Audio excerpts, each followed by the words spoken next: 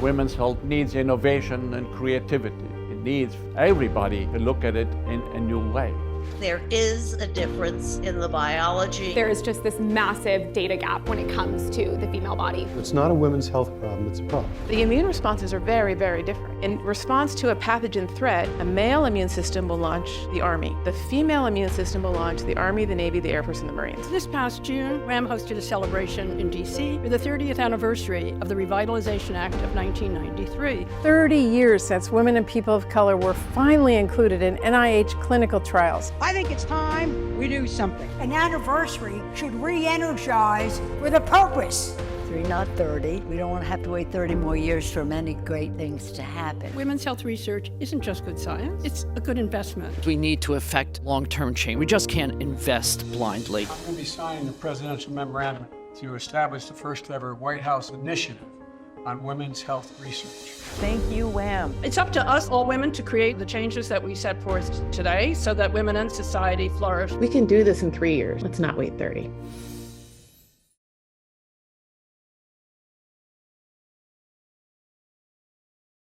Good afternoon and happy National Women's Health Week. Thank you so much for joining us. My name is Carolee Lee, and I'm the founder and CEO of WHAM, Women's Health Access Matters, a nonprofit organization focused on the economic impact of accelerating funding and research and business investment in women's health. Welcome to the latest dialogue in our 3Not30 Roundtable series that we're hosting this year to launch and share our objectives and strategy for achieving our 3Not30 goals.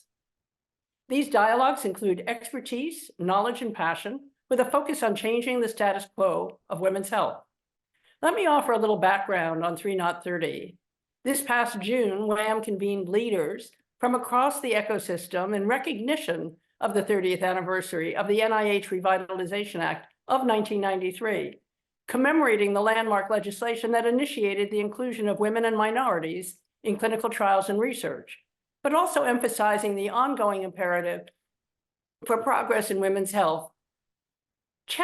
WHAM challenged these preeminent thought leaders to commit to driving significant, impactful, and sustainable change in the next 3 years and not waiting another 30, creating the imperative of change in 3Not30. Developed during our June forum, which we hosted in DC, the 3Not30 initiative focuses on 3 ambitious goals. The first is double the budget, increasing federal and private funding for women's health. The second is to improve diversity and access to clinical trials. And the third is to mine the data, examining the potential for secondary data analyses to expand the evidence base these goals outline, which are actionable steps to accelerate women's health research, innovation, and investment. Today, our focus is on cancer in women, a critical topic for the health of all women. And we will hear the ambitious, actionable goals for the next 3 years from our experts. These esteemed thought leaders will delve into the current landscape of prevention, diagnosis, treatment, and share what the future looks like for accelerating better outcomes for cancer in women and in men.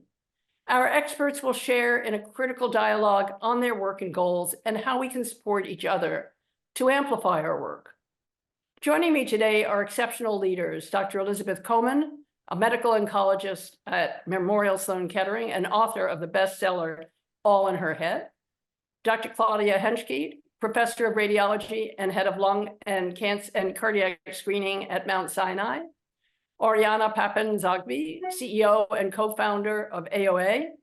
And Dr. Azra Raza, Chan-Soon Chung, professor of medicine and clinical director of the Edward P. Evans Foundation MDS Center at Columbia University Medical Center. With that said, I would now like to turn to Dr. Azra Raza, renowned professor, author, and scientist known for her groundbreaking work in leukemia and blood cancers. Azra, you've written a book, The First Cell, and the human costs of pursuing cancer to the last. Can you share with us why you wrote this book and what your main message is? First, thank you so much to Carolee and to the WHAM family for inviting me. I'm deeply honored to be here. Sorry for my background. I'm in a hotel room. Please forgive me. What a lovely question to start with, because it has been my lifelong quest to find cancer at the earliest possible stage. And I don't mean at stage 1, I mean stage -0, which means the first cell. How did that first cell start? And that is the name of the book, Carolee. It says the first cell, but the subtitle of the book is "And the Human Costs of Pursuing Cancer to the Last." So in this book, what I decided to do is that since the current paradigm in the country is that there is some disturbance, somebody is speaking in the middle. But there is a paradigm that has been accepted in this country, which is that 95% resources are constantly going towards finding, chasing down the last cancer cell and killing it. I want to turn everything around, but the way I'm doing it in this book, Carolee, is I'm saying what are the human costs of chasing the last cell down, the physical toxicities, the financial toxicities, the spectacular failures, the horrible things we are doing to patients. We need to take the blinders off our eyes, realize that cancer is too malevolent a foe for all of us to try to beat it down at the end stage monstrosity level. Is not going to happen for 1,000 years. Let's really just go try to find it early and prevent it.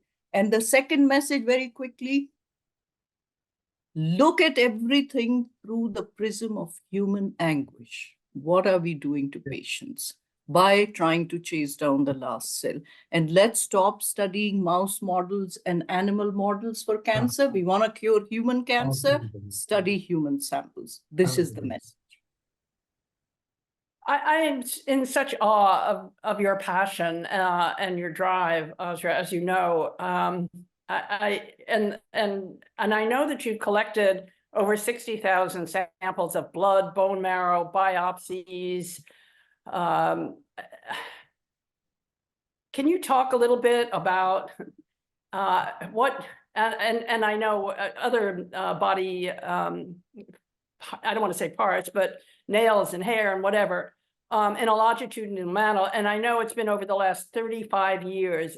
You've told me that it's the oldest and largest tissue repository collected by a single person, and not one cell comes from another physician. How is it possible that you did this?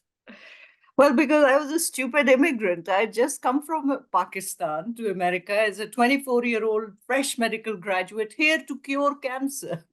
And I had no idea what I was getting into. So I start at Roswell Park Cancer Institute. Before even my residency started in internal medicine, I was so anxious that somebody else will cure cancer before me.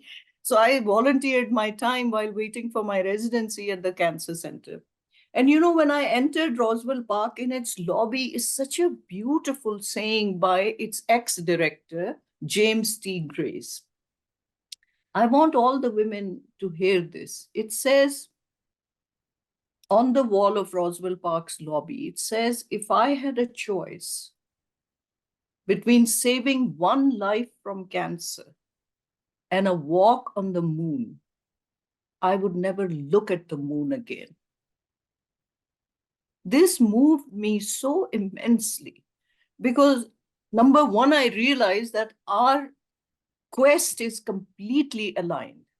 But second, I felt like I finally landed in a place which has not only the vision for taking walks on the moon, but has the affluence to afford it. And this is the right place to be for cancer research and cancer cure. So I started by studying and treating acute myeloid leukemia. Within a few years, it became very clear to me that in my lifetime, this deadly disease will not be cured. And I wasn't wrong. Today, in 2024, we are using the exact same 2 drugs we were using in 1977.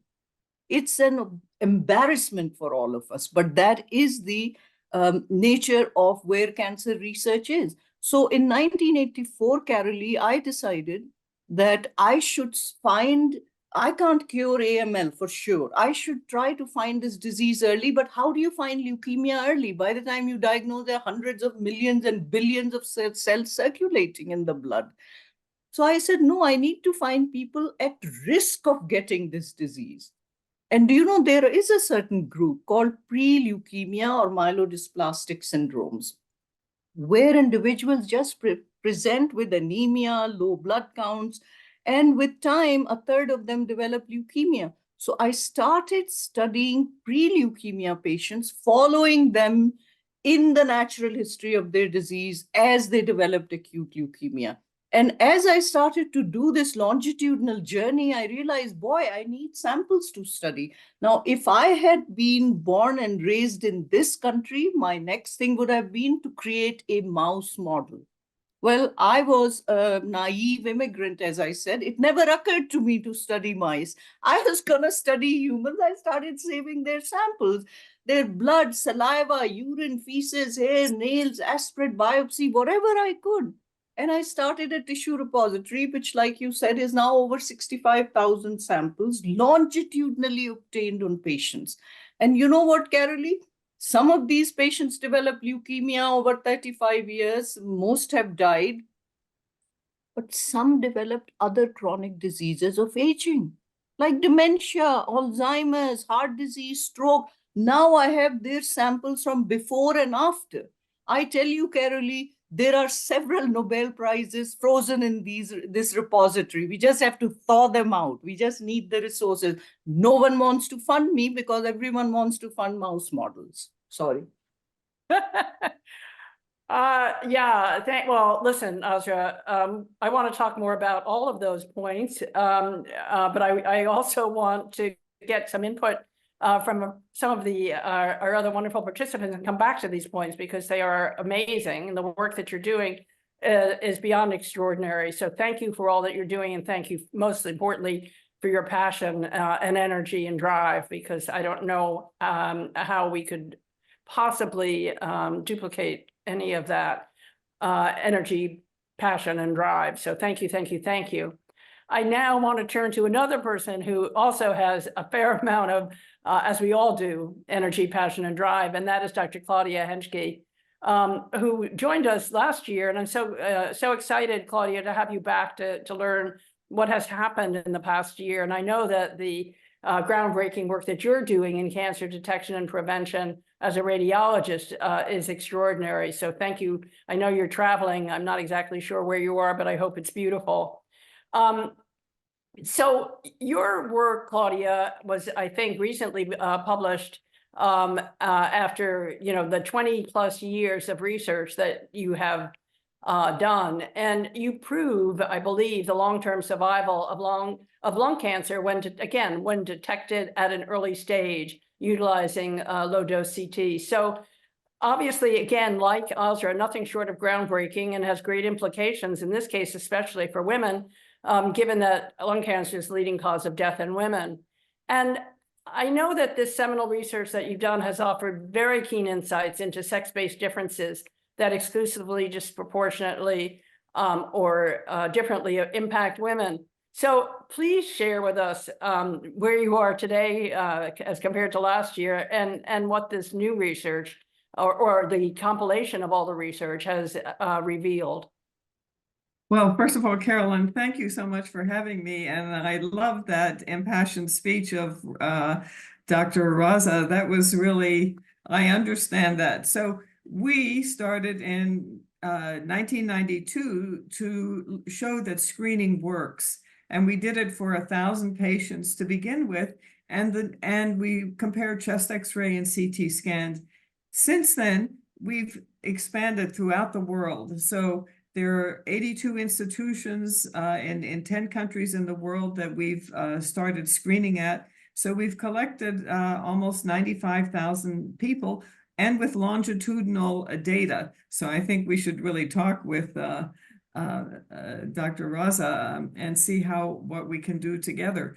But we showed that the 20-year follow-up showed that if you find lung cancer early in stage 1, stage 1A, 90%, well, first of all comers that enroll in screening have a 80% cure rate, which compares to the 15% cure rate that we currently have without screening. So all comers who go into the screening program, some of them, of course, are detected at late stage, most of them early. Overall, it's 80%. And if you find it in the earliest stage, stage 1, less than stage 1A, then it's 95%. So really, we can cure them if we find them early. That means that you enroll in a screening program where you come back year after year. But the key thing is also that we detect other diseases. We detect cardiovascular disease. We look at the thymus, we look at the thyroid, we look at the upper abdomen, the liver. We've shown that you can detect many diseases, and particularly those that affect women, which are lung cancer and cardiovascular disease. In fact, we had shown back in 2006 that if you're a woman, you are twice as likely to develop lung cancer as equally aged and equally smoking men. So really, we had hoped that that would start a targeting of women, and in fact, to have equity, women should start the screening process earlier because they're at higher risk and they catch it earlier. So, and again, let me emphasize that when you find it early, you can cure it, and the treatments that are now available are getting better and better. You can do the surgical procedures are much easier. You take only a small part of the lung, and you're out within a day or two from the surgery. Radiotherapy is another option. The drugs have not been studied enough for this early stage, but they could contribute a lot, particularly to women who often have multifocal disease. You see multiple non-solid nodules, and we have no drug for prevention or for slowing down. We don't know enough. That's another area where I'm struggling for getting funding. So there are lots of things that we can do. And I want to compliment the Go2 Foundation with Lori Fenton at the head, who's really been working with Congress to get more funding. But there are exciting processes that we could put in place to get answers quickly. So thank you for the opportunity. Well, thank you, Claudia, for the amazing work that you're doing, especially as it relates to improving the health of women in lung cancer. And of course, a huge shout out to Lori and the work of Go2 Foundation, because they are an amazing partner of WHAM's, and we're very supportive of this work. And yes, I love the idea of you and Asra getting together, because clearly there's a message here of early detection in the first cell. So we'll get back to that shortly. But with that said, I'd like to now turn to Dr. Elizabeth Coleman, who is an amazing author, has become a fine friend of mine, a distinguished oncologist at MSK, and a passionate medical historian. And Elizabeth, I have so enjoyed the launch of your book and was honored to be at the dinner, in fact, where you did launch it with a group of friends. And all in her head, The Truth and Lies Early Medicine Taught Us About Women's Bodies and Why It Matters Today, is just an extraordinary read that everyone must get hold of. But please share with us a little bit about what, in heaven's name, you as a renowned oncologist, having 3 children, what led you to write this book? And maybe also what surprised you most about writing the book? Thank you so much for having me. And before I answer that question, I just wanted, and I think in part answers the question on a more macroscopic existential level of what both Claudia and Nasra are talking about in terms of really framing the research that they're doing with a lens towards humanity, especially with so much in oncology. There is this intense focus on genetic mutations and genomic aberrations and how we target them. that you can understand there's almost this tunnel vision that we forget the person, the patient, the experience of illness behind that. And absolutely, we are not mouse models. I couldn't agree with you more. And not only that, but to pick up what Dr. Osra was saying, just the siloing in the oncology world of solid tumors versus hematologic tumors, and how that has unfortunately limited our understanding of cancer, and there isn't enough cross-pollination and discussion. And one of the really exciting things that I've been involved in, unrelated to the book, is really thinking about how aberrant white blood cells, which we normally associate with leukemia, can also impact solid tumors. This is something called clonal hematopoiesis, which is an earlier finding that you can see in its progression can turn into diseases like leukemia, but in lower ratios of these aberrant mutated white blood cells can lead to a whole host of other diseases, cardiovascular diseases, diabetes, but also solid tumors as well. So it's kind of exciting to be with these minds today and think about that. But to answer your story or to your question, leads me back to the point about humanity and the experience of illness. And my specialty is taking care of breast cancer patients. And I clearly drawn to the field for the biology and the science, but absolutely the stories of my patients. And so many of them really had told me over time just truly heartbreaking stories of misdiagnosis, being dismissed, invalidated, apologizing for the most preposterous things, just feeling and looking sick or being in pain. And I had majored in the history of science at Harvard. I've always been passionate about understanding the legacy that I believe we inherit both as doctor and patient when we show up in the exam room in either role, and really trying to understand better what are these gaps in our healthcare system, particularly with respect to women and their experience with illness, what we understand, really what we don't understand along the way. And so the book is written by organ system to reflect the different specialties that exist today, to show why we are not small men, to show why women's healthcare is not just bikini medicine, our breasts and our uterus, but we're head to toe different, and to show throughout history who built the system that we practice in today and how can we move it towards more equitable care.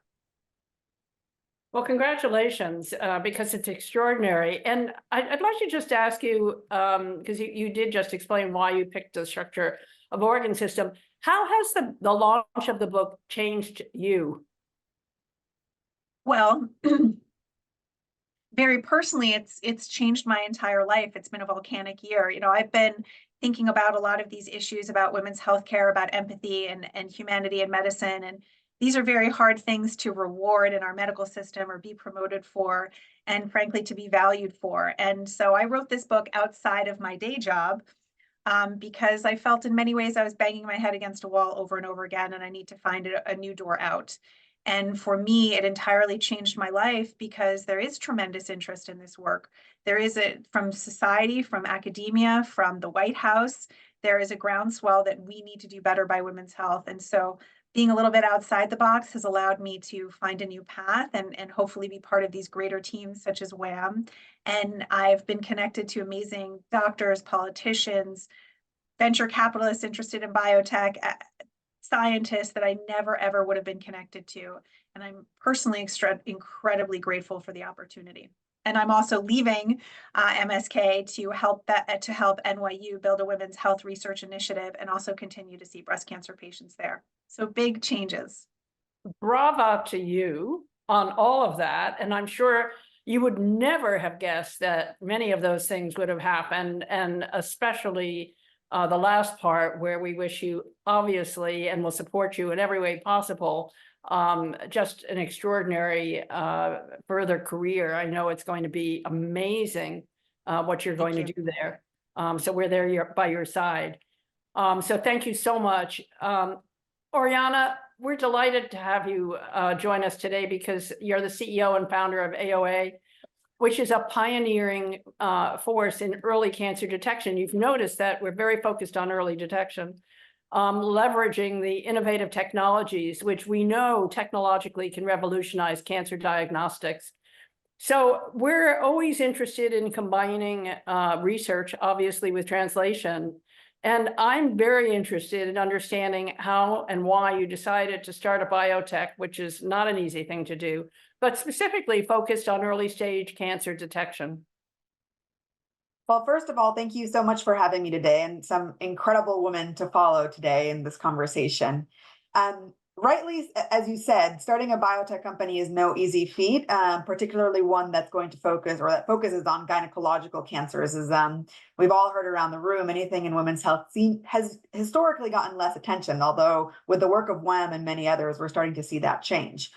The principle behind starting AOA and focusing on early detection was around the concept that care for women in clinical practice was lacking. Everything that all these incredible speakers have said before me. And my co-founders and I had been working specifically in developing diagnostic tests in a number of other women's health conditions. And so we started to see that play out actually in industry by a lack of innovation, a lack of disruptive technology, particularly focused around diagnosing diseases that either predominantly affected women, differently affected women, or only affected women. And when we started AOA, it was a culmination of a lot of the work that's been said here today, some incredible research that happens at institution levels, some incredible biobanks of specimen and data that is often very hard to get funded to translate out into clinical practice. And so that was exactly the mission behind starting AOA is how can we be part of the solution in bringing some of that really innovative research and translating it into things that will eventually, most importantly, impact the patient and creating a pathway for innovation to go through the steps that it takes, development, regulatory, et cetera, to eventually reach the clinic. And when we were doing our research and we were really digging into where is the system falling short in diagnosing women today? And we saw this in ovarian cancer. We saw this in endometriosis. We saw this in preeclampsia. The standard of care to identify the disease, to identify the issue was lacking. And when we learned more and more about ovarian cancer and general gynecological conditions, gynecological cancers that present to a doctor with what's known as vague abdominal symptoms, we fell off our chair in disbelief as to what the standard of care looked like today. And just let's talk about ovarian cancer because that's specifically where AOA is focused right now. On average in the United States, it takes 9 months from when a woman first presents to a clinician to when she eventually gets a diagnosis of ovarian cancer, when we know that the tumor volume doubles about every 4 months. So that tumor is only getting larger and more often than not spreading before she even gets a diagnosis. What we also know is that in the US, on average, a woman sees 4 different specialties before she's eventually diagnosed with ovarian cancer. Over 30% of women are prescribed antidepressants or given a referral to a mental health specialist before eventually getting an ovarian cancer diagnosis. Over 12% get a colonoscopy. So they're getting a myriad of diagnostic procedures and a lot of wait and see approach before eventually getting diagnosed. And 80% of women are diagnosed with ovarian cancer when it's already stage 3 and 4, which means their 5-year survival rate is less than 30%. When we learned all of that, and we went to the research and we learned about work very similar to what both Dr. Claudia and Dr. Osra and Dr. Elizabeth had done, and we saw that there was this great research and this great potential that we could translate out to find solutions for, in this case, this specific patient population. That's what drove us to start AOA. It was the patient, it was the unmet need, it was this passion and also indignation of the status quo is terrible.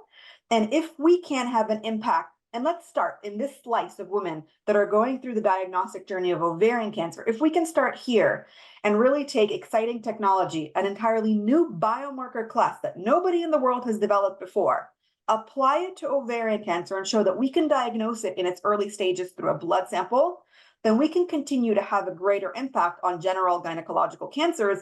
And importantly, women that are going to the doctor with often vague symptoms and often go through a myriad of different procedures before eventually finding out what's wrong with them.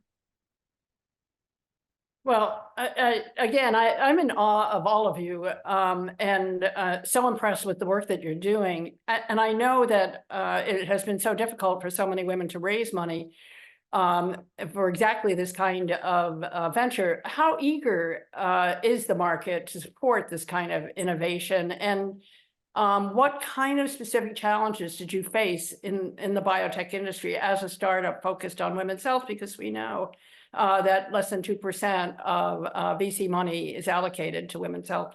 And then just as part of that question, how are you overcoming those challenges? Yeah. So I'll start with the optimism side, which is that it is changing from the moment when we started AOA, which was in 2019 to today. I've already started to see a very big difference in the momentum and in the appetite from venture capitalists in investing in women's health. I've been in women's health and at startups in women's health for about 15 years. And so it has not historically been the case. And even when we started AOA, one of the biggest challenges we met in really pitching the company as a company that was focused on women's health and that specifically was developing a diagnostic test for ovarian cancer was a very cliched question of, well, is the ovarian cancer market even a big enough market? How many women actually get ovarian cancer? Or how big was this opportunity going to be? And we were met with a lot of understanding and empathy and desire to solve the unmet need part, especially around the part where women are diagnosed too late. And it was always met with a skepticism of, but is the market big enough? And the way we were able to overcome that was to show that indeed it was. In the United States alone, 3 million women a year go to a doctor complaining of these vague abdominal symptoms. Globally, that's 30 million women. And so when we came out to pitch AOA and to really garner the attention of venture capitalists, it was on the premise of we are an expert team that has been in women's health, that has commercialized diagnostics in women's health, that have been then in guidelines at the ACOG level or other society level. So we have the experience to actually change clinical practice, compounded with we're looking at novel and groundbreaking technology. We're not going out and reapplying something that already exists and finding a better way to make it a little bit cheaper, a little bit better. We're actually doing groundbreaking scientific innovation. And we're applying it to an indication that, yes, is in women's health, but is a very lucrative opportunity. And the way we pitched ourselves is investing in women's health is not a philanthropic effort. It's not something you do because you want to feel good about yourself. So, I hope you do feel good about it, as well as the fact that there is an enormous ROI. There is an enormous opportunity here. And this we really work to battle this misconception that women's health was a smaller or a niche market. I would say we've been successful in our journey so far. We've raised over $24 million, and now we've opened a lab, and we're well on our way to developing the product and doing a clinical study in our indication. It's still quite a long journey ahead. And as I said earlier, I have seen overall a change in the venture capital mindset. The sheer number of investors that focus on women's health is growing. The number of generalist investors that are now opening up a category in their portfolios for women's health. So I've definitely seen a positive change, and similar to your goals, I really hope that it's in the next 30 years and doesn't take the next 3 years and not another 30 years. Well, fantastic. You're so impressive, and I'm so appreciative, as we all are, of the efforts that you've had to go through to build this company, and thrilled with the progress that you're making. Let me skip a little bit and talk about the new initiative at the White House, which was launched to contribute significantly to women's health research. And I guess my question, which I'll throw out to each of you, is what other entities, whether it's business, the investment community, academia, need to come to the table in order to create a plan of action? And how do you envision this? Because part of what WHAM feels so strongly about is bringing together different parts of the ecosystem in order to address some of the issues that need to be changed. So, Astra, why don't you try to take a stab at that? How are you trying to bring together? And I know, why don't you tell everyone where you are right now? And maybe that's one of the ways that you're working on this idea. Is that a question for me, Carol? It is. Okay. It is. Well, yeah, I met with President Biden for the Cancer Moonshot when he was just initiating it after Beau Biden's death. And the president his heart and soul is in cancer research. That's a huge thing for all of us to be taking advantage of. And I am completely a huge supporter of the president's initiative in this. In this regard, I must say that being in America, one thing I've learned is that people really appreciate the fact that disease is agnostic. It's going to affect Democrats and Republicans and independents and rich and the poor equally. That's the greatest equalizer. And so when we talk about healthcare and disease, everyone comes together. And despite all that, I think as Oriana so eloquently pointed out, a half of the species is still being left behind. That is the women. Despite the fact that all these realizations in this most emancipated country in the world are there, they're still lagging behind very much in the women's initiative. How can we get there? I think that women like my young colleagues, Elizabeth and Oriana, are taking the lead in this. It's fantastic. If Claudia and I are applauding from the sidelines, and anything we can do to help, we are here to do it. I at least have been involved in early detection of cancer, irrespective of gender. So I'll let the others speak. So if I may say something, so Carolyn, you've put together a tremendous team. So we're all learning from each other. But I think one other part is a statistician. There are huge databases that are now available, and they're accumulating more and more. And to really put together the different, the blood information, the CT information, all of the work that they've been doing, you need to have a team like that put it together. So that I would suggest that addition would be very helpful. Yeah, no, thank you for that, Claudia. I totally understand that. But let me ask you a slightly different question in addition, which is, given your research findings, should current lung cancer screening guidelines be adapted to address just women's health inequity, given that women are still at such high risk as falling outside of the criteria? Absolutely. I mean, when we looked at the risk, whatever the age, enrollment age that's approved by CMS for men, it should be at least seven or more years earlier for women, so that they would have. Sorry. Go ahead. Are these tests covered by insurance? The low dose CT screening is covered for people who are 50 and older, men and women 50 and older, with at least 20 pack years of smoking, and who have quit within the last 15 years. So first of all, that really is wrong. The quit rate, if you quit 15 years ago, you listened to the Surgeon General, you stopped smoking, and now you're not covered, and the risk of lung cancer remains the same. So, but again, women, since it's approved for 50-year-olds, women should start at an earlier age, 47, 40, 43 or something like that. Because if you look at the risks of lung cancer, it's found in women earlier. So, but I want to emphasize also cardiovascular disease. Let's not forget that women, when they reach menopause, they become, before they're more protected, but then they become really almost at higher risk than men. So the cardiovascular disease is very important. And I agree, the ovarian, I love the work on the ovarian cancer. My grandmother died of ovarian cancer, so I've always been concerned about that. So women really need to work together, and you're putting them together. So thank you. Yes, indeed, and plan to do even more so. So Elizabeth, let's ask you a different question. As you were writing the book, what did you find to be the most common misconceptions about women's health? And I guess the other part of that is, how do you address these in your practice? And then add on to that, what should women know about the breast cancer landscape, risk reduction, cancer screening? What are we missing? You got a lot in there. Let me tackle it. So I think the biggest thing was the biggest surprises for me was how much I didn't know. I mean, I was touting myself as a women's health expert in some measure as a breast oncologist, but there was so much I didn't know. And it's filled in the book of, I think I also subscribe to this idea that gynecologists sort of take care of everything.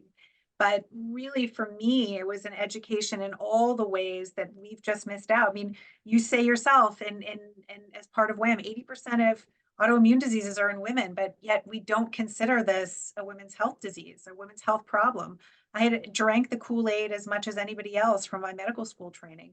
So a lot of the book was really also unpacking for caregivers and providers, what have we been told about our bodies ourselves, whether it was in medical school or culturally, that we've missed along the way. I think one of the other really big things was just how much historically the need to control and comment on women's sexual desire through the object of a societal and male lens really influenced the medical care that women could receive. Whether it was prescribing sex for a cure for hysteria or that masturbation was the cause of scoliosis, I just was so surprised at every turn. Were they really still saying that at the turn of the century?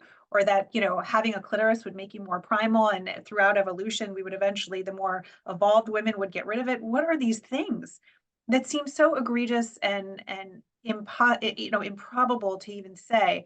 But yet, when you bring it back to my clinical practice, why is it that we're 2 times more likely to think about male sexual function in the context of cancer-targeted therapy than we are women? Why is it that women show up with so much shame and can have these empowered lives as lawyers, as CEOs, and yet when it comes to talking about their body and their own pleasure, feel very diminished and don't feel like they have the agency, the vocabulary, or the power to really command what they want for themselves and to ask their doctor those questions? So I think we still have a ways to go in that regard tremendously.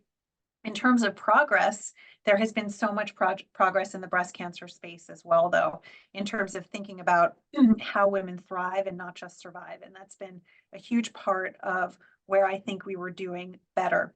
To answer your very last question about what are kind of the top things that women should really know, I think it's so important that Claudia is talking about lung cancer risk and really pushing the frontier about who and how we screen to better capture women that may have earlier diagnoses. From a breast cancer standpoint, there are these guidelines that just came out saying that women should, at age 40, should be screened every other year. Many oncologists and many other medical societies completely disagree with that, as do I. Women should start screening at age 40, likely with a mammogram and pairing that with an ultrasound if they have dense breasts. Some women who may have a stronger family history or other risk factors, which we could go over another time, may need to start screening earlier than age 40. So women really need to talk to their doctor about what age they need to start screening, what types of imaging should they do for breast cancer, what is their family history, both on their mother's side and their father's side, to help make the right decisions for cancer screening. We need to talk about colon cancer screening, HPV screening, cervical cancer screening. These are all incredibly important things that women can do to catch cancers, maybe not as early as we want to, as Dr. Azra speaks towards, but the best that we can do at this point. One other thing to mention is lifestyle factors, which are very important.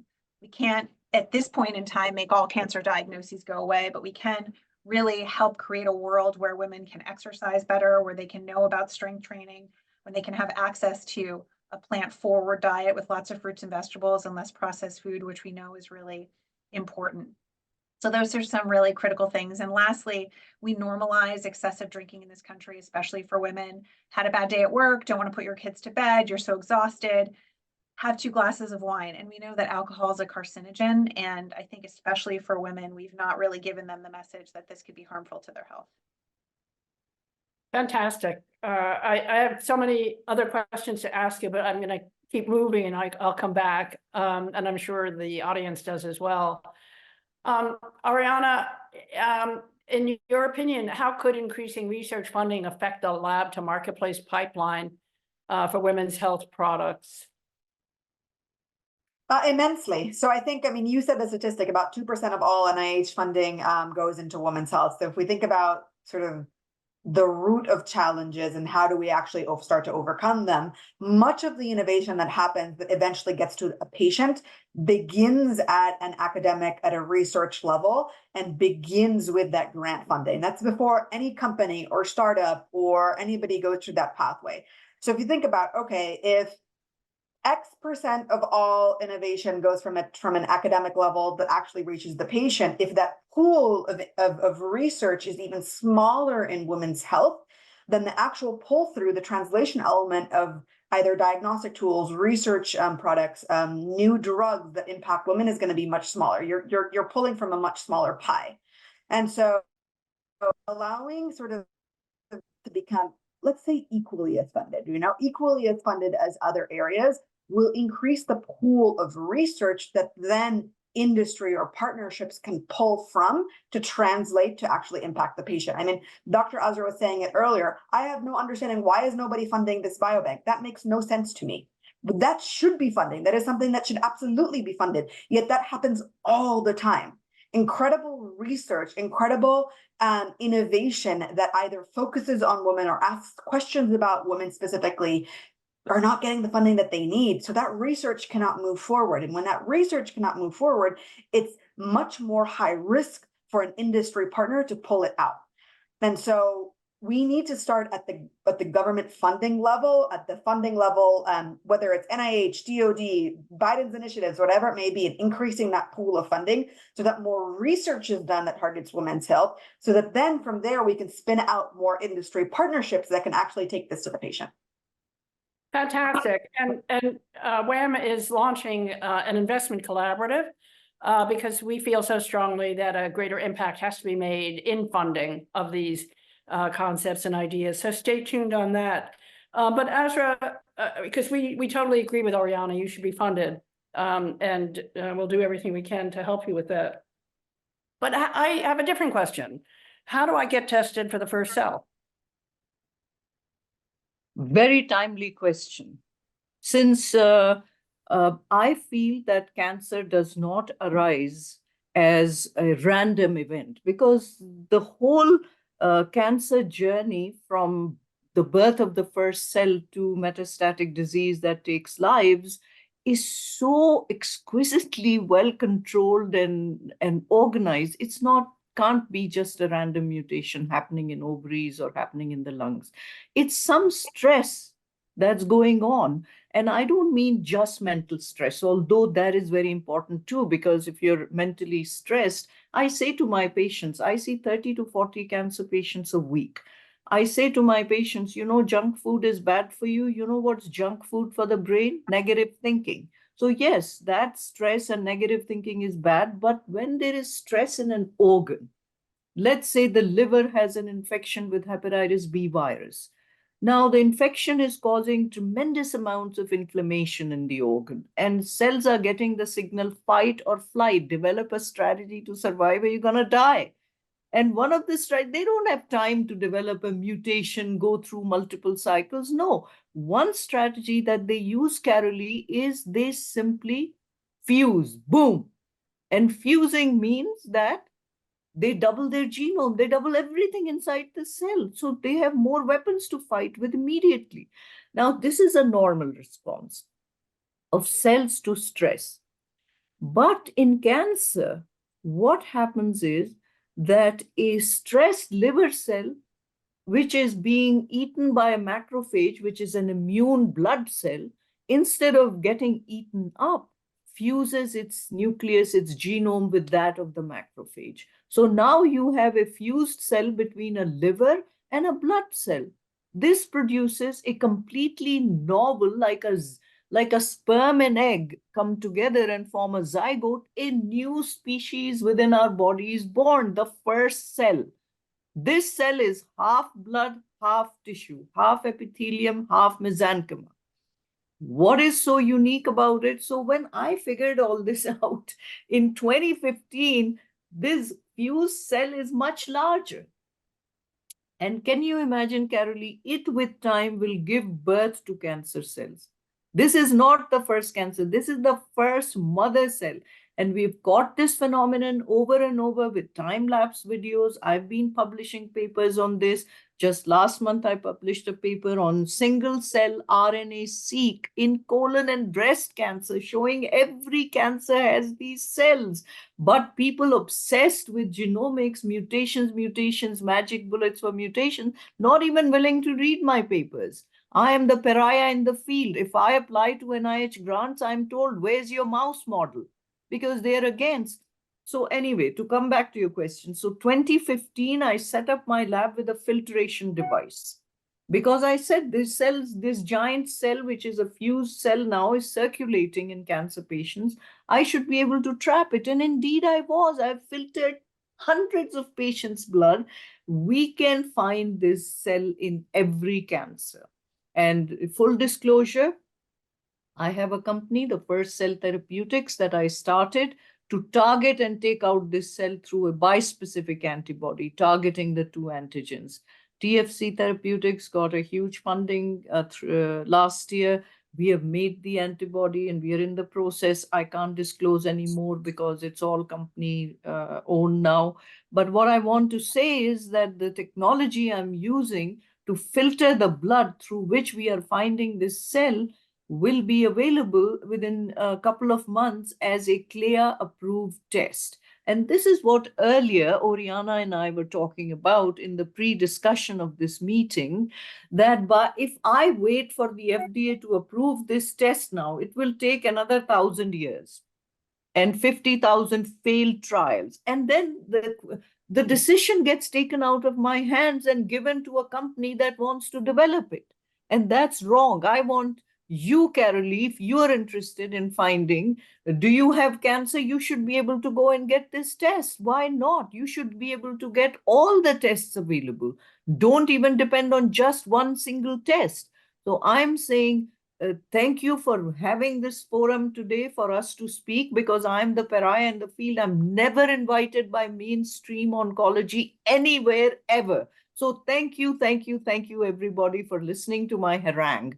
But so important, if you care about patients, to take the blinders off and do things differently. And I say to you, Carolee, you can get yourself tested today for cell-free DNA, for all kinds of early detection, for the kind of scanning imaging that Claudia is talking about. In addition, you can get tested for the first cell. Call me. I will. You're probably going to get a lot of calls. And again, we're so appreciative and grateful for everything you're doing. And you're not a pariah, you're an innovator. And you're exceptional. Thank you. Claudia. So can I add something to that? Yes, please. So what we're doing is we're taking, when we diagnose a tumor by very early tumor, we can take it's surgically resected. We're taking those cells and we're growing the cancer, particularly for the multifocal disease, because then it can be tested on different drugs. You can try any kind of drug and very quickly test what works and what doesn't. So just to accentuate what Azra was saying, there's a lot of things that we can do with. But sorry, Claudia, to intervene. Carolee, I hope you don't mind my interjecting. Claudia, that's all great. My problem is we just don't have good enough drugs. Yes, your approach is fantastic. That's true, but it's stimulating the industry to really develop drugs for early disease. It's a higher risk because it's at the moment they have good drugs for late disease, but stimulating the pharmaceutical industry to really focus on early disease. We've been working on that for as long as you have been working on your thing. We should talk, because I think early disease should be the first cell, not stage 1. Well, I'll shut up now. Sorry. No, let's do both. I think there's an opportunity to explore both scenarios. So it's fascinating. Elizabeth, let me just segue a little bit to you, because I'm interested in, given the evolution of medicine's understanding of women's health, what you think some of the key areas are that you believe need more focus and research in the coming years. Well, to pick up a little bit about what Dr. Azra was saying, I think the modeling of disease is so important. We can talk about all the things that we miss along the way, but to speak about mouse models, I mean, we know it was only till very recently that we even had to report the sex of the mice that we were even using, or the cell lines, and so many of them were male derived. And in that, the transposition of, okay, well, it worked for men, and so therefore it's going to work for women, and we've missed so much along the way. And if we just use female mice, they're all going to be so hormonal or difficult or challenging. And same for, women, whether it was looking at menstruation as an endpoint in the COVID vaccine, which we never had because we didn't think to do that, but yet it would be so important to women. I think one of the most important things in moving forward is really listening to women. What are the major gaps for things that we don't even have names and labels for, like half these autoimmune diseases that we just categorize as joint pain or fatigue, when really there's probably so much more going on that if we dedicated the biology and science to it, we would understand even better. So I think we have to start, as Azra said, from the early cell, but for the most early stages of what are all these things that are affecting women that we don't even have the language for yet. And we need to break down the old silos of the way that we communicate about disease and think about what is really holding women's health back, take it from ground zero, and then build a new platform moving forward. And we have the capacity to do that. There is absolutely the money in this world to do it. We know that there is a benefit to investing in women's health, but we just have to do it already. Yeah, so we all agree with that. And I'm about to ask a question that has been sent in by one of our listeners, which I know is explosive. So try to keep calm. Do you feel all male physicians are as aware of these women's health issues as female physicians are? And if not, how can this be addressed? Can I answer that question? Yeah, please. So I think a lot of people were afraid about my book, or when I went to write the book, that it was going to be this warring factions of men versus women. I absolutely don't think that's true. I think there are incredible male providers, and I also think there are plenty of women in positions of power that feel like they need to adopt a male model of leadership and power, that I think we will really do ourselves wrong if we make these assumptions along gendered and sex lines. I think what medicine is missing is the valuing of what we refer to as more of that feminine spirit, that doctors that actually care for patients are less likely to be promoted, that empathy, that the sense of the experience of illness, these are things that we don't value in our current care model. There's no CPT code for that, and there's no promotion for being a kind and good doctor. There's a promotion for discovering a gene or an object or a patent. So I think that we just need to think about the leadership positions, the groups that we invest in, that they have a diversity of spirit and background, but that it isn't so obvious that we just need to have more women physicians. I don't think that's the path forward. Since all of you are in New York, I'm inviting everybody to dinner at my place. Let's get going, ladies. Great idea, Azra. They would love your library. Oriana, let me just switch to you. How can WHAM and others play, and this will play into Azra's dinner, play a significant role in the VC community to increase funding for women's cancers? I think it's conversations like these, and I'm going to take Azra up on her dinner as well. I think it's conversations like these that really allow us to show that the return on that basically this is not simply a philanthropic effort, but that there is a return on investment to be made here. One of the things which we've discussed as well is oftentimes many of the diseases that we are talking about sometimes only affect women, like in the case of ovarian cancer, sometimes affect women differently, like in the case of lung cancer. Yet whenever we're talking about the health of a woman, we get categorized overall as a woman's health investment or a woman's health deal, when in reality, AOA is just as much an oncology company as it is a women's health company. And all of a sudden, by broadening the conversation about our health and these conditions as a broader conversation around healthcare and the impact system that we're happening, then we don't need to silo ourselves in having to create comparables or justify the market size of things that relate in women's health only, and really be thinking about, okay, we're playing in a much bigger world. We're playing in the world of oncology. This is a conversation about women in cancer as a much bigger nobody in the world questions that the cancer market is a large enough market for many players to play in. Yet people question that women's health is a large enough market. So I think it's on us and on WHAM to really be redirecting that conversation, that women's health is a part of the healthcare system, one which is so large an opportunity, and how we educate on that, how we raise awareness on that will have a direct impact on venture capitalists and others that have the capital to fund this, to really redirect that thinking into how can I invest in oncology? How can I invest in other areas and also impact women? Yeah, well, let me be very clear. Women's health is not, and women are not a niche market. We're 52% of the population, 50% of the workforce, make 85% of the spending decisions, own 60% of the wealth in the country, 80% of the healthcare decisions, hardly a niche market. 3Not30, what does it mean to each of you? You've got 30 seconds, Azra. I think that WHAM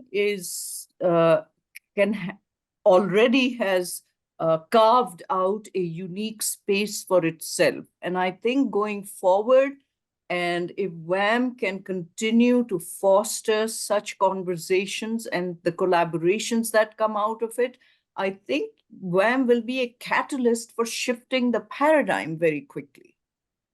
Thank you. That's exactly the intention. You did it so well. Claudia. Well, I think that we should recognize that women are different, and they do represent, like you say, 50% of the of mankind, and that we need to, and they've been very effective. Women can be very effective. So I think that this initiative will blossom. We just need to keep fighting, like I fought for 20 years now for lung cancer or more. You just have to be persistent, resilient, and have a great team. And you've organized a great team. Well, thank you so much. Elizabeth, do you have three, and very quickly? I'll keep it short and sweet from a historical bent. Well-behaved women never make history. And so much of women's healthcare has been about women behaving. So I think the theme of today has also been for us to think outside the box and push the envelope. So cheers to misbehaving. Yeah, thank you. Because I think love that. Yeah, I think this group probably misbehaves all the time. Oriana, you're last on this. You've got 30 seconds. Yeah, 3Not30 to me is about urgency. It's about not waiting a number of decades to see change. It's about making the change happen today. And I love it that it's also about misbehaving. Yeah, and I think it is. Well, we've got so many other questions from all of you, and we will answer them actually, and post them when we send out the copy of the video. But look, first of all, thank you all for joining us, my panelists, because you're all amazing and I can't wait for dinner. Thank you all to joining us, for our listeners and participants, and especially those of you who've sent so many questions, because it is a vibrant discussion that we would like to have at a larger level, and we need your participation. Certainly, we encourage you to visit WHAM's website at whamnow.org to join our 3Not30 initiative and be part of this transformative movement that we're creating. I think there's a link right now that's being posted.